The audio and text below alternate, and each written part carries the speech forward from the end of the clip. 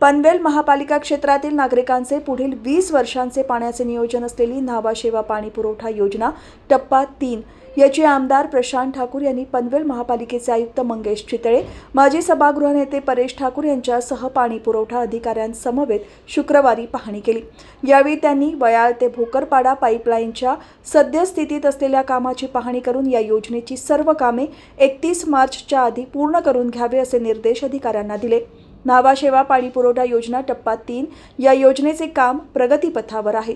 त्यामुळे पनवेल महानगरपालिका क्षेत्रात 100 MLD पाणी पुरवठा दुपटीपेक्षा जास्त वाढवून 228 MLD होणार आहे। त्यामुळे पनवेलकरांना हक्काचे पाणी मिळणार असून पुढील 20 वर्षांचे सुरळीत पाणी पुरवठा नियोजन होणार आहे।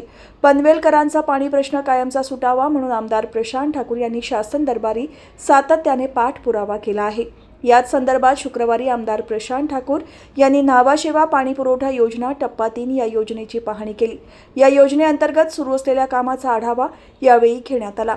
यामध्ये वयाळ ते भोकरपाडा पाईपलाईनचे काम लवकरात लवकर पूर्ण व्हावे याकरिता अधिकाऱ्यांना सूचना देण्यात आल्या। 31 मार्चच्या आधी सर्व पूर्ण करावी अशा सूचना बैठकीत आमदार प्रशांत ठाकूर यांनी अधिकाऱ्यांना दिल्या आहेत।